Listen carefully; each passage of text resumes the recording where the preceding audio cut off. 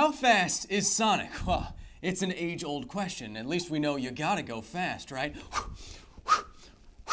Wow, Italy? Now that's a big plate of spaghetti. New York? Sir, I know you're walking here. Crazy. But how fast is the new Sonic that you may have downvoted on YouTube? How fast is the new Sonic from the Sonic the Hedgehog film? Well, if we want to evaluate that kind of value, then we can go through an analysis that is pretty standard for this kind of thing, and I want to walk you through it footstep by footstep. Okay, so if we wanted to measure the speed of a character in a movie or on screen, what we would need are two things. We would need a known distance and a known time. If you go back and you watch the Sonic the Hedgehog trailer, there is a part in the trailer right before he sets off some kind of EMP that knocks offline a lot of power grids in the United States. In that scene, he is traveling down a two-lane highway, and there is some spacing between the broken dash lines on the highway. That is a distance that we can look up. So depending on what department of transportation you are looking up, which I did, this distance here between the spacing of the lines on a two-lane highway in the middle of the desert is around 3 to 4.5 meters. All right, so now we have a known distance. What we would need now is a known time. Well, again, since this is a movie, we can use, say, if you go on YouTube, for example, you can use the period and the comma keys to advance frame by frame. And you can also know what the frame rate that movie, you can also know the frame rate of that movie. In this case, it is 24 frames per second. Now, I count that Sonic moves about 1.5 of these spacings, so about 1.5 times 3 or 4.5 meters, every single frame, and the movie itself, or at least the trailer, is running at 24 frames per second. Now, if you divide these values, if you multiply 4.5 times 1.5, or 3, and then you divide that by 1 frame in 24 frames per second, you can get an instantaneous velocity of the new Sonic in the new Sonic film. And if you do that, like I did, you get somewhere between, in this range, you get 108 meters per second to, 162 meters per second. Oh, I hope that's on your screen because it's no longer on mine. Anyway, so 108 to 162 meters per second. That is seriously fast. If you use the imperial system, that's between 241 and 362 miles per hour, or miles per hour if you're a real Sonic nerd. So how fast is this? At the top end, this is about half the speed of sound. So more technically, in the new film, in that one scene, there's other scenes where he's obviously going faster, you could call him Subsonic the Hedgehog. Hello and welcome. I hope your screen's big enough. Hello and welcome to another edition of Because Science Live, the live part of this channel where I take all of your comments, questions, and really even weirder questions, and I try to answer them off the top of my head to the best of my ability. Look, I'm not a professional scientist. I'm not an expert, but I know a little bit about a lot of science and pop culture-y things, so if you have any questions for a nerd such as me, put them into the chat that you are wherever you're watching on, and we will select some choice questions and try to address them to the best of our ability. If you spam questions, we will never answer them, and don't worry, yes, we will be getting to endgame stuff next week. So I have Nate here somewhere. Hey, what's up, Kyle? Hey, what do you think of this unit that's not fully on the screen? I saw it earlier, and I was like, oh boy. Oh, okay. Oh well, that's meters per second. What do we got? From Ruth Deckman. Ruth Deckman. Are parallel worlds and alternate universes the same or different from each other? Yeah, so, what did I say about next week? But are parallel worlds and alternate universes the same thing? Well, it depends on exactly what you mean. There are different theories floating around there in the ether where if you wanted to talk about parallel realities, let's say, this is what, see, the problem is there's a lot of confusing of terms. These terms are very technical, but when we use them colloquially, I think we kind of mesh things together. So if we're talking about parallel worlds or dimensions, it's not actually, a separate dimension. If there was another spatial dimension, you wouldn't be able to see it. like, a fifth dimension, so to speak. Anyway, so if there are parallel worlds, what this sounds like to me is more of the many worlds interpretation of quantum mechanics. Now, I'm going to make a crude analogy here, but if you were to imagine all possible worlds, all possible permutations of the universe stacked on top of each other, all happening simultaneously. The many worlds theory of quantum mechanics is basically if you had all of the universes stacked on top of each other in a superposition, if you make one choice or the other, if your quantum system interacts with the universe in any way, you split the universe off into a different parallel universe that you are following along your world line. So now, even though everything is the same universe, so to speak, same fabric of reality, you are now in a different parallel universe where you made a slightly different decision, and there is a version of you that made the other decision, whether you turned right or left, and now those two things go off independently, never interacting with each other, and there is an infinite variation of everything. Literally, everything happens and branches off fractally into infinity. You can't even really draw it. Now, that is parallel worlds. Different universes or alternate universes can kind of be like this sometimes, depending on what sci-fi you're reading. However, there is an idea, a real scientific idea of something like bubble universes. So could the universe be so vast that as it expanded and what have you, inside of, let's just put this as the universe, everything that could exist in the universe, there might be quote-unquote bubbles in that fabric of reality that are independent of each other. And in one of these bubbles, there's stars, there's galaxies, there's us. In the other bubbles, there might be stars and galaxies and what have you, or they might have completely different laws of physics, and we may interact with these other bubble universes somehow, or maybe in the future we could see like the imprint of one on another if they touched each other. But this is more of a different universes kind of approach, saying the universe is vast, maybe even infinite, and in that there are little pockets of universe, pockets of physics and matter that are separated from each other. So this is kind of a different universe approach, while this many worlds approach is like a superposition of all possible realities branching out across time. So those are the differences, very generally speaking. I'm not an expert on either, but if we're talking sci-fi and pop culture, these are the correct interpretations of those terms. If you're talking about separate universes, this is probably closer to what they mean. If they're talking about parallel timelines or dimensions or what have you, the many worlds approach is probably closer to what they mean. What's next? From Exploding Peach. Yeah. Okay. Which fictional substance would you want to get your hands on for experimental purposes? Fictional substance. Flubber! Sounds fun. You ever have gack as a kid? What if it could bounce forever?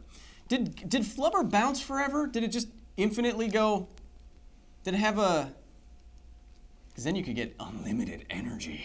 Free energy from a Robin Williams invention. That sounds nice. That would be fun. A fictional substance. You know what I would do? I would be a scientist in the Avatar world, and then I would go to... Is he played by Giovanni Ribisi? No. Yes? No. Don't care. I would go up to the scientist who called the amazing mineral that they mine from Pandora in Avatar, and I would slap him in the face, and I would say, unobtainium? Really? You're calling it like a writer's term? Like you're calling a sci-fi like trope term a sci-fi trope term thing? Come on. Call it like Pandorium or something. Whatever. That's what I would do. I would slap a scientist in the face. What makes unobtainium so good? Is it a source of fuel? I forget. It's like the source of everything, like it powers like everything, I guess. I mean powers everything. I don't know. Space travel. Okay. Sure.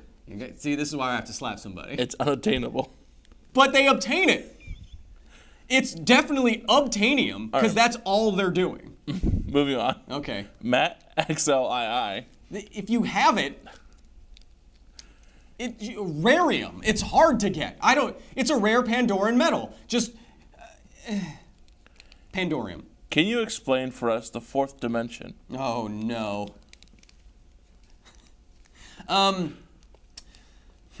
Okay, so the fourth dimension, as it's usually shown, if I try to draw this freehand, it's probably not going to work. So imagine if you had a cube, which is obviously in 3 dimensions, correct? So if you have a cube in 3 dimensions, a way to visualize the fourth dimension, or at least think about it, we cannot show it, is that this 3-dimensional cube would be the shadow of one of the sides of the 4th dimensional cube.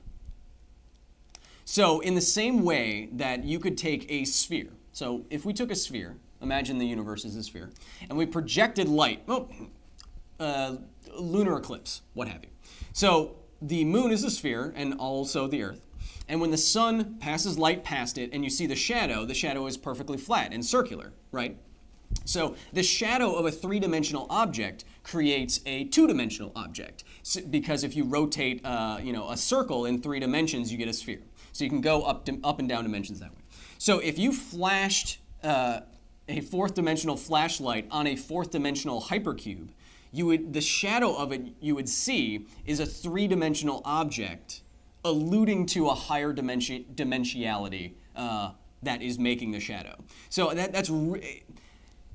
if this isn't making a lot of sense the way I'm saying it, it's because we are not evolved to visualize things in this way. I cannot draw it for you. Even those drawings you see of like tesseracts, or if you ever seen the original Cosmos when Carl Sagan is talking about tesseracts, that is still not a completely accurate representation of what they are talking about. So I think imagine or try to wrap your head around something with a 3-dimensional shadow. Wouldn't that be weird? It would make Peter Pan a lot cooler.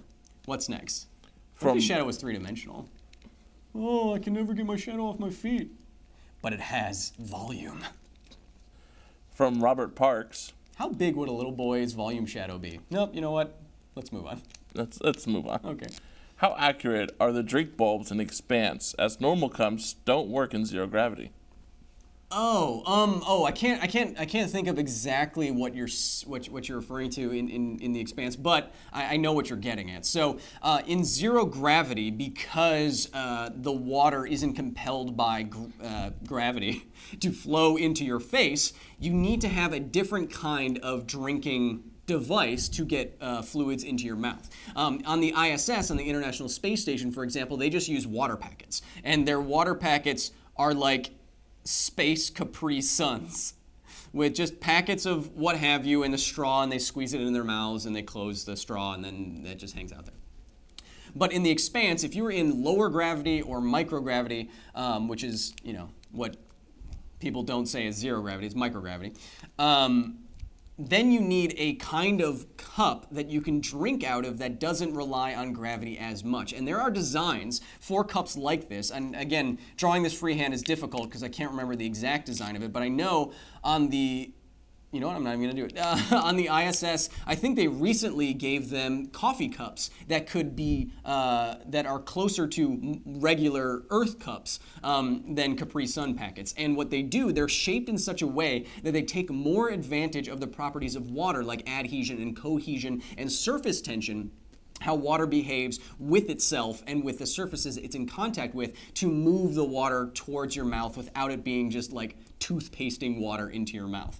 So in that respect, I know that The Expanse does confer directly with NASA and with astronauts, so their depiction is probably pretty realistic, much like the rest of the show.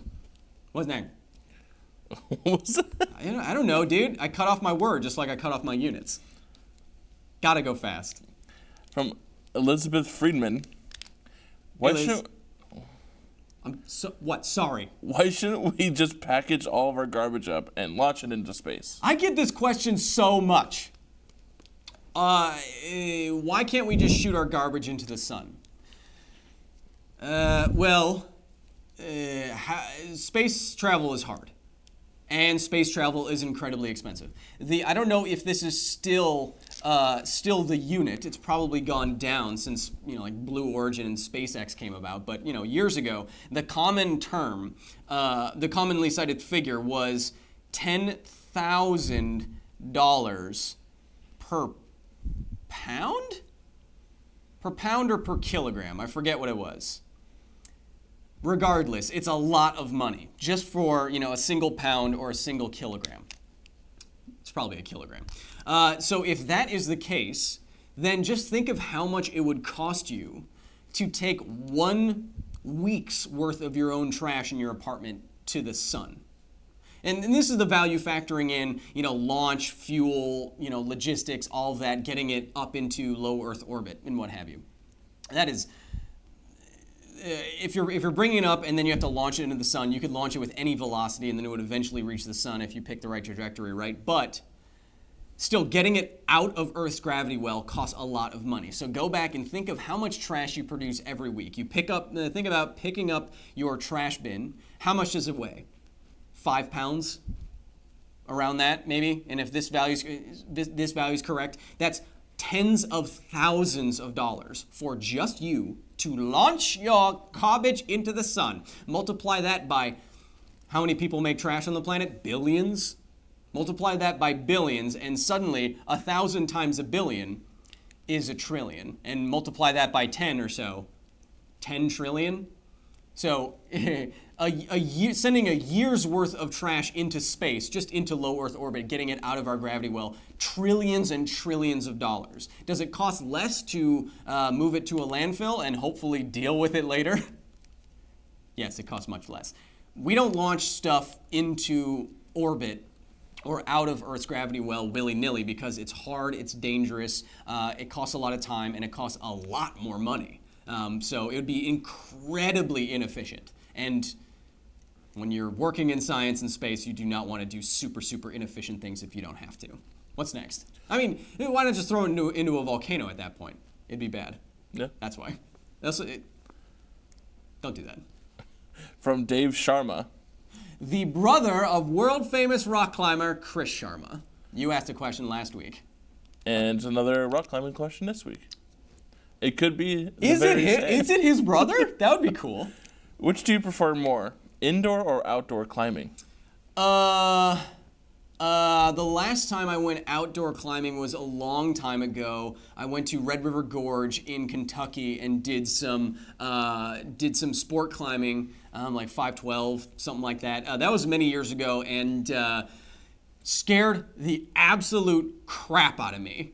Even though I've been rock climbing for most of my life, I'm still very scared of heights, and I did not like large run-out stretches sport climbing, 100 feet off the ground. Wasn't really my thing. So I'm definitely a gym rat. I spend all of my climbing sessions during the week at a gym, climbing on plastic, just doing weird moves and getting strong. That's what I prefer, indoor. And it's easier, it's closer. Do I want to go out, do I want to spend 6 hours driving to somewhere and then climb 2 problems and then drive back and your friends are annoying? Nah. From Data Bing.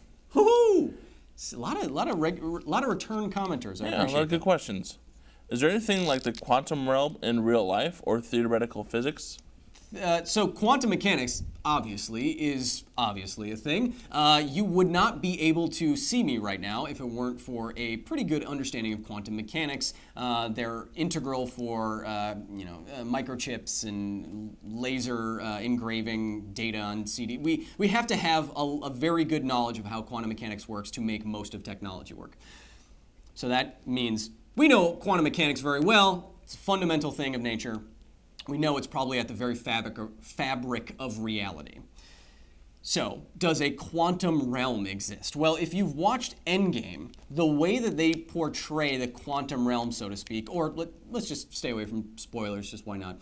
In Ant-Man, going down to the quantum realm where you see, first you see a tardigrade, which isn't at the right scale because quantum, it's much smaller.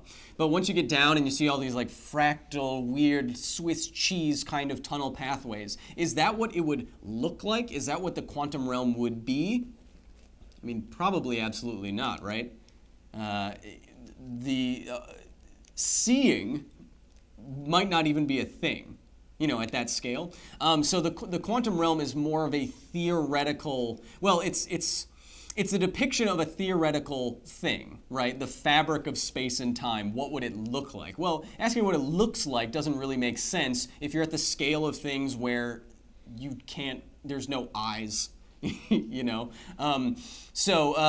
quantum realm is the filmmaker's interpretation of what it would be like down at that scale. We have no idea what it would look like, if it would even look like anything, if you could even look at stuff down there. It is not like looking at, say a tardigrade under a microscope. It is like going to the size of atoms and below. So I don't think we have any idea what it would look like. From Nick Lepsy. Maintaining question. Sorry. What's your preferred way to wear your hair? Down, bun, or a la Legolas? A la Legolas. So now, I've been doing this show for a couple of years, and this has become a thing, so I haven't cut it. But I'll tell you, brothers and sisters and people, that having long hair is a lot of maintenance, and as such, I usually wear it back. I'm to the point where I pretty much only wear my hair down if I'm appearing in front of you nerds on camera or in a video. That's about it. That's how much it tends to annoy me. So usually back. It's a hassle, but anything worth doing is probably a hassle. Hoff. From Nate, don't Timothy just Harris. Just let me wallow in a Hasselhoff reference. You needed to for a second. Yeah, okay. From Timothy Harris. What's the difference between convection heat and microwave heat, if there is a difference? Okay, so convection heating, if you had something like an oven, and you put something in an oven, what you are doing is creating a very hot pocket of air that you can put a hot pocket into. But when your thing is in an oven, whatever that thing is, convection, meaning that the heat that is being generated is moving around in the air. The air itself is moving and carrying heat, so that there's always some amount of air, let's just metaphorically speaking, there's always some air like brushing up against your food and moving out of the way, and like a convection current, which you may have heard of before. So you can think of like just spirals of air. So hot air comes in, touches your food, moves out, gets hot again, loses heat to the food, cooking it, and then there's a spiral, more or less. So heat is always moving in the air, and the air therefore is moving in the oven, and it is heating up the food. What a microwave does is something a lot more sci-fi-y, where it is sending out microwave radiation to excite the atoms, the molecules of the food, in such a way that they vibrate. And when they vibrate, they gain more kinetic energy. And one way to think of temperature is how much kinetic energy particles have. If they're moving around a lot more, have more kinetic energy, therefore, they have more temperature. They have more heat energy. So what microwaves do is send this electromagnetic radiation through and into your food, depending, but at your food and into your food, which excites the atoms inside your food fundamentally, and they vibrate and they get hot, and your food therefore gets hot. But there's no movement of air like a convection current. That's why, you wouldn't want to do this, but if a microwave was on and you put your hand in the microwave, the air wouldn't be hot like an oven's air would be hot. Two different mechanisms. One is kind of brute force approach. Make the air really hot. And then you can, and when one is more sciencey, but this one is trillions of little atoms and molecules slapping your chicken until it's cooked over time. Yeah, one more question. Oh, okay, thank you. Last one. From Hugo Czar. The Czar of Hugo Boss? Didn't know they had one of those. The one, yeah. What is your favorite EDH deck? Woo! Okay, so don't have to draw anything.